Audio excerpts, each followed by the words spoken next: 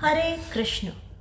श्रीमान जितामित्र प्रभु जी के द्वारा लिखित श्री भगवान ने कहा, भगवत गीता कथा रूप के अंतर्गत अध्याय संख्या 1 श्लोक संख्या 36 का पाठ, अनुवाद तथा व्याख्या इस प्रकार है। श्लोक: पापमेवाश्रयेदस्मान् हत्वैतानाततायिनः तस्मान्नर्हा वयं हन्तुं धार्तराष्ट्रान् सबान्धवान् स्वजनं हि कथं हत्वा सुखिनः स्याम माधव।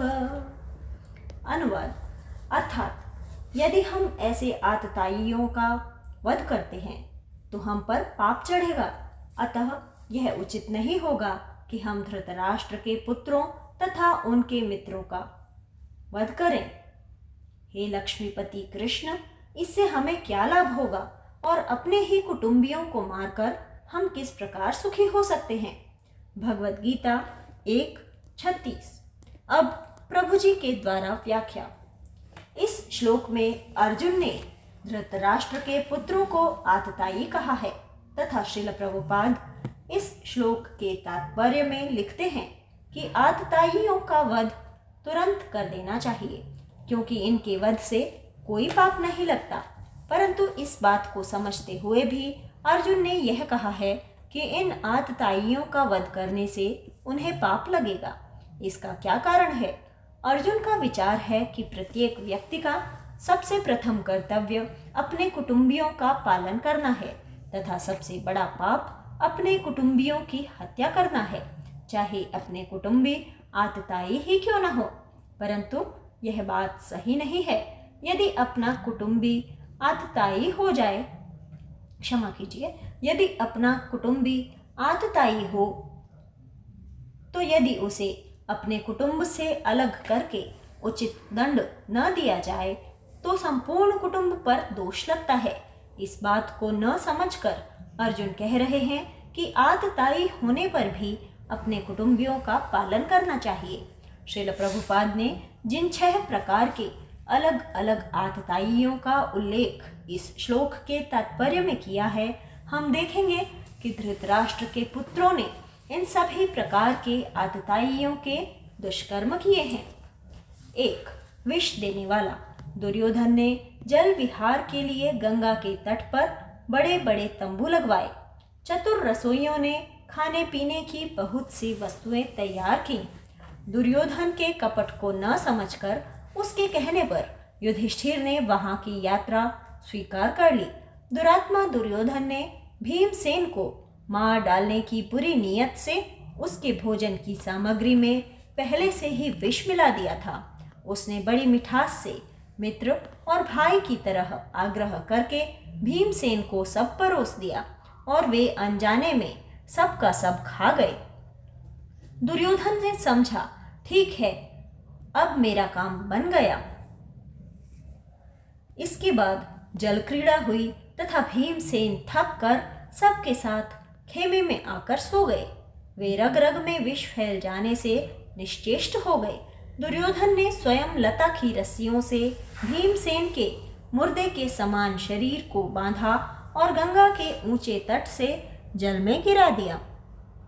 बाद में श्री कृष्ण की कृपा से भीमसेन के जीवन की रक्षा हुई, परंतु कुंती देवी तथा पांडवगण दुर्योधन के इस प्रकार के कार्यों की शिकायत किसी से भी नहीं कर सकते थे, क्योंकि वे जानते थे कि दुर्योधन अत्यंत दुष्ट है। 2. घर में अग्नि लगाने वाला। जब पांडवगण शिक्षित तथा युधिष्ठिर राज्य के योग्य हो गए तो संपूर्ण प्रजा यही चाहती थी कि युधिष्ठिर ही राजा बने।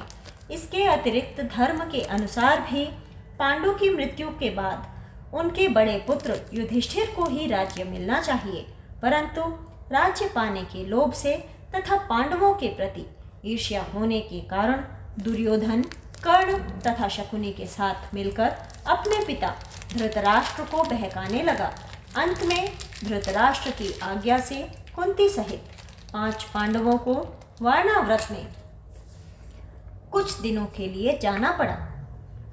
दुर्योधन ने अपने मंत्री पुरोचन से कहा कि वह वारणावत में पांडवों के रहने के लिए लकड़ी, सन और लाख आदि प्रज्वलनशील पदार्थों का महल तैयार करे और जब कुंती सहित पांडव निश्चिंत होकर सो जाएं, तो वह महल के दरवाजे में आग लगा दे।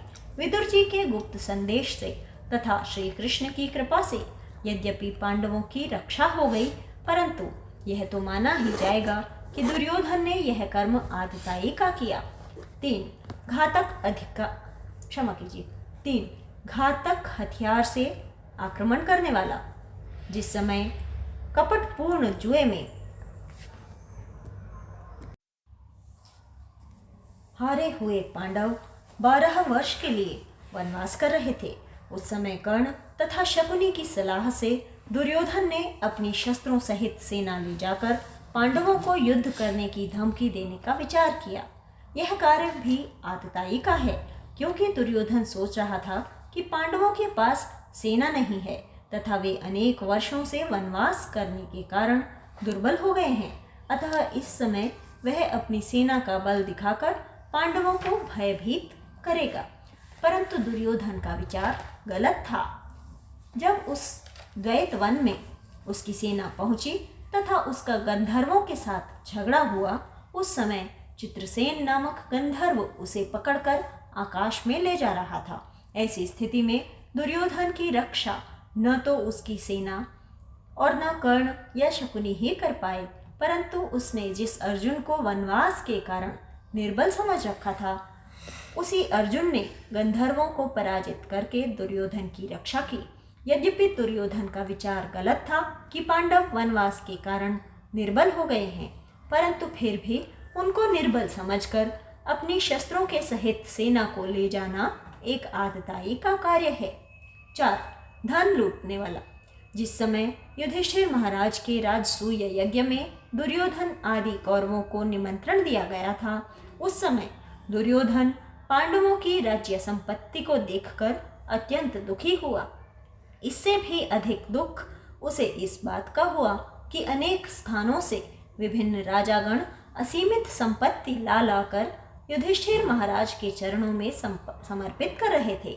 उस समय उसने अपने पिता धृतराष्ट्र के साथ परामर्श करके पांडवों को जुआ खेलने के लिए बुलाया। दुष्ट शकुनी जुआ के कपट कर्म में निपुण था। उसकी सहायता से दुर्योधन पांडवों के धन को जीत रहा था, क्योंकि वह जानता था कि पांडवगण जुए की कपट विद्या में निपुण न होने के कारण अवश्य हारेंगे। विदुर जी ने धृतराष्ट्र को समझाया कि दुर्योधन इस समय वास्तव में आततायी का कार्य कर रहा है, परंतु धृतराष्ट्र ने विदुर जी की इस बात पर ध्यान नहीं दिया।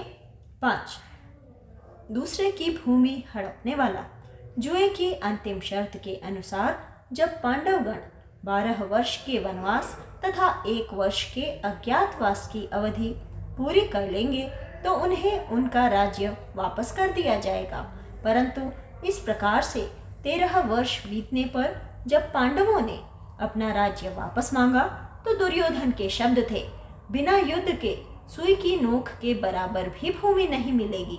यहाँ तक कि भगवान श्री कृष्ण ने पांडवों के लिए केवल 5 गांव भी मांगे, परंतु इस आततायी ने पांडवों की संपूर्ण भूमि हड़प लेने का निश्चय कर लिया था।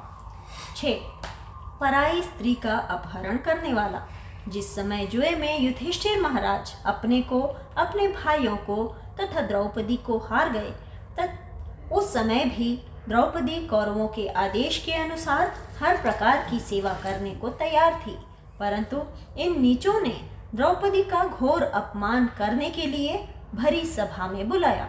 दुशासन ने द्रौपदी के केश पकड़कर खींचे, उसके वस्त्र खींचे तथा उससे कहा कि वह सभा में चलकर दुर्योधन की ओर देखे। शकुनी द्रौपदी को देखकर हंसा। कर्ण ने द्रौपदी के अपमान का समर्थन किया तथा द्रौपदी को वेश्या कहा।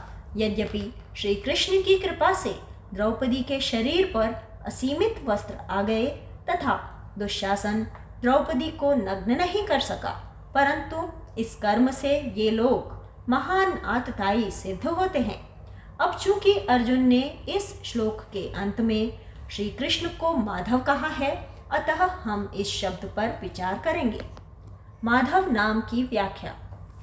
माँ का अर्थ है लक्ष्मी तथा धव का अर्थ है पति। इस प्रकार माधव का अर्थ हुआ लक्ष्मी के पति। श्रील प्रभुपाद श्रीमद् भागवत के श्लोक 8, 8, 9 के तात्पर्य में लिखते हैं, वे लक्ष्मी भगवान की संपत्ति हैं और उन्हीं के द्वारा भोग्या हैं। यदि कोई धन की देवी माता लक्ष्मी की कृपा का इच्छुक है तो उसे चाहिए कि वह उन्हें नारायण के साथ रखे, क्योंकि वे स्वभाव से भगवत परा हैं। जो भक्त सदैव नारायण की सेवा में लगे रहते हैं, नारायण परायण, उन्हें निश्चय ही धन की देवी की कृपा प्राप्त होती है।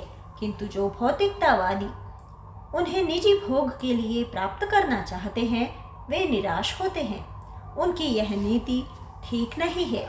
उदाहरणार्थ, सुप्रसिद्ध असुर रावण रामचंद्र को लक्ष्मी अर्थात सीता जी से विहीन करके विजयी बनना चाहता था, किंतु परिणाम उल्टा निकला।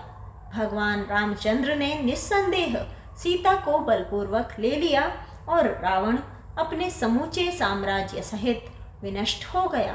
धन की देवी सबके लिए, जिसमें मनुष्य भी सम्मिलित हैं, काम्य है, किंतु मनुष्य को यह समझना चाहिए कि धन की देवी केवल भगवान की ही संपत्ति है। कोई भी व्यक्ति धन की देवी का तब तक कृपा पात्र नहीं बन पाता जब तक वह उनकी तथा परम भोक्ता भगवान दोनों की स्तुति नहीं करता।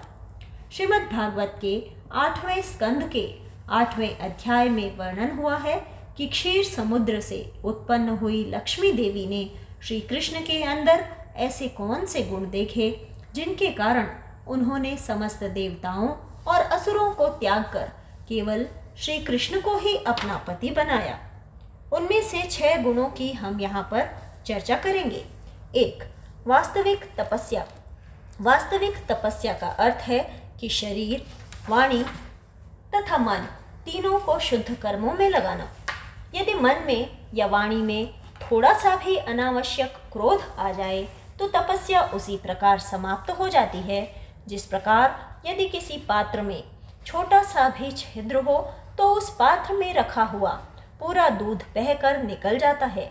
विश्वामित्र जी ने 1000 वर्ष से भी अधिक समय तक तपस्या की, परंतु मेनका नामक अप्सरा के प्रति काम भाव से आसक्त होने के कारण उनकी संपूर्ण तपस्या समाप्त हो गई। बाद में उन्होंने पुनः 1000 वर्ष तीव्र तपस्या की तथा इस बार उन्हें आकर्षित करने के लिए रंभा नामक अप्सरा आई। इस बार विश्वामित्र जी कामासक्त न होकर क्रोधाविष्ट हो गए तथा उन्होंने रंभा को पत्थर की प्रतिमा बनने का श्राप दे दिया। इस प्रकार विश्वामित्र जी की तपस्या क्रोध करने से समाप्त हो गई, परंतु श्री कृष्ण की तपस्या में काम और क्रोध का नामो निशान भी नहीं है।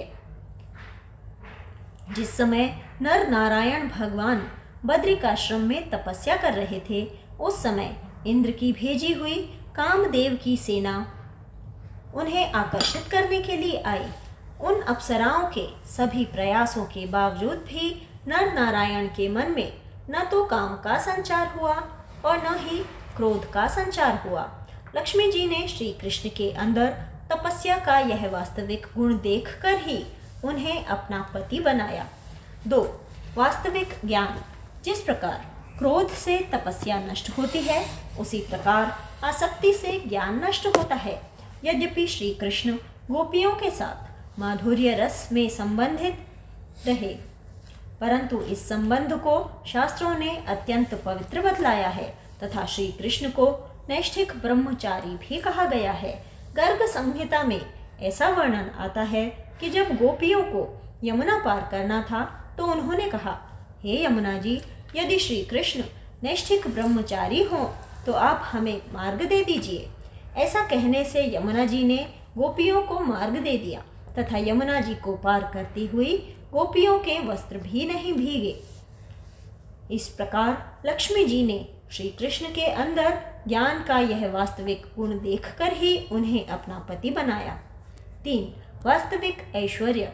जिस प्रकार आसक्ति से ज्ञान नष्ट होता है, उसी प्रकार दूसरों पर आश्रित रहने से व्यक्ति का ऐश्वर्य नष्ट हो जाता है। यहाँ पर ऐश्वर्य का अर्थ है दूसरों पर नियंत्रण करने की क्षमता। इस भौतिक संसार में कोई भी व्यक्ति ऐसा नहीं है जो दूसरों पर आश्रित न हो, इसलिए कोई भी असली नियंता नहीं है। श्री कृष्ण ही असली नियंता है। इसलिए ब्रह्म संहिता में कहा गया है, ईश्वरः परमः कृष्णः, अर्थात श्री कृष्ण ही परम ईश्वर हैं। जिस समय ब्रह्मा जी ने श्री कृष्ण का वास्तविक ऐश्वर्य देखने के लिए उनके बछड़ों तथा सखाओं को चुरा लिया, उस समय श्री कृष्ण ने अपना वास्तविक ऐश्वर्य प्रकट किया। उन्होंने बिना किसी का आश्रय लिए समस्त बछड़ों तथा बालकों के रूप में अपना विस्तार कर दिया। इस प्रकार लक्ष्मी जी ने श्री कृष्ण के अंदर ऐश्वर्य का यह वास्तविक गुण देखकर ही उन्हें अपना पति बनाया। 4. वास्तविक महानता। जिस प्रकार दूसरों पर आश्रित रहने से ऐश्वर्य नष्ट हो जाता है, उसी प्रकार भौतिक इच्छाओं के कारण व्यक्ति की महानता नष्ट हो जाती है। जिस समय नीच दुर्योधन ने श्री कृष्ण को प्रसन्न करने के लिए अनेक प्रकार के व्यंजन बनवाए थे, उस समय श्री कृष्ण ने उन स्वादिष्ट व्यंजनों को खाने की इच्छा नहीं की। दुर्योधन अत्यंत नीच था, क्योंकि वह श्री कृष्ण के भक्त पांडवों से द्वेष करता था। श्री कृष्ण अत्यंत महान हैं, क्योंकि वे अभक्तों के द्वारा दी हुई किसी भी वस्तु को स्वीकार करने की इच्छा नहीं करते। श्री कृष्ण के अंदर महानता का यह वास्तविक गुण देखकर ही लक्ष्मी जी ने उन्हें अपना पति बनाया। 5. वास्तविक धर्म। जिस प्रकार भौतिक इच्छाओं के कारण महानता नष्ट हो जाती है, उसी प्रकार अन्य जीवों पर दया न दिखाने से व्यक्ति का धर्म नष्ट हो जाता है। श्री कृष्ण वास्तव में सभी प्राणियों के प्रति दयालु हैं। गीता के 5वें अध्याय के अंतिम श्लोक में श्री कृष्ण कहते हैं, सुहृदं सर्वभूतानां ज्ञात्वा मां शान्तिमृच्छते, अर्थात जो व्यक्ति श्री कृष्ण को समस्त प्राणियों के प्रति दयालु समझता है, उसे ही शांति प्राप्त होती है। श्री कृष्ण के समान समस्त प्राणियों का मित्र कोई भी नहीं हो सकता, क्योंकि वे परमात्मा के रूप में सभी के हृदय में रहते हैं। जीव किसी भी योनि में, यहाँ तक कि सुअर की योनि में भी क्यों न जाए, श्री कृष्ण परमात्मा के रूप में फिर भी उसके साथ रहते हैं। श्री कृष्ण के अंदर दया का यह वास्तविक गुण देखकर ही लक्ष्मी जी ने उन्हें अपना पति बनाया। 6. वास्तविक बल। जिस प्रकार अन्य जीवों पर दया न दिखाने से धर्म नष्ट हो जाता है, उसी प्रकार काल के प्रभाव से व्यक्ति का बल भी नष्ट हो जाता है। श्री कृष्ण के अतिरिक्त ऐसा कौन है जिसका बल मृत्यु के सामने नष्ट नहीं होता? श्री कृष्ण ने गीता के 10वें अध्याय में कहा है, मृत्युः सर्वहरश्चाहम्, अर्थात मैं मृत्यु के रूप में आकर व्यक्ति का संपूर्ण बल छीन लेता हूँ। श्रील प्रभुपाद श्रीमद् भागवत के श्लोक 8:8-21 के तात्पर्य में लिखते हैं, भगवान मृत्यु के रूप में वीर पुरुष की तथाकथित शक्ति को छीन लेते हैं। यहाँ तक कि हिरण्यकशिपु भी अपने को नहीं बचा पाया जब उसके समक्ष नृसिंहदेव काल रूप में प्रकट हुए। किसी की भी भौतिक शक्ति या पराक्रम भगवान की शक्ति के सामने शून्य है।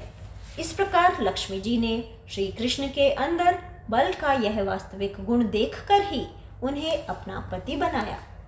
इस श्लोक में हम देखते हैं कि एक ओर तो अर्जुन धृतराष्ट्र के पुत्रों को आततायी कहते हैं तथा उन्हें अपना स्वजन भी कहते हैं, तथा दूसरी ओर श्री कृष्ण को लक्ष्मी का पति कह करके भी शोक कर रहे हैं।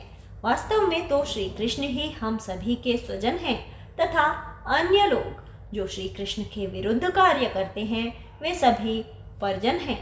श्रील प्रभुपाद इस श्लोक में के तात्पर्य में लिखते हैं, अर्जुन द्वारा श्री कृष्ण को माधव अथवा लक्ष्मीपति के रूप में संबोधित करना भी सार्थक है। वे लक्ष्मीपति कृष्ण को यह बताना चाह रहे थे कि वे उन्हें ऐसा काम करने के लिए प्रेरित न करें जिससे अनिष्ट हो। किंतु कृष्ण कभी भी किसी का अनिष्ट नहीं चाहते, भक्तों का तो कदापि नहीं। हरे कृष्ण इति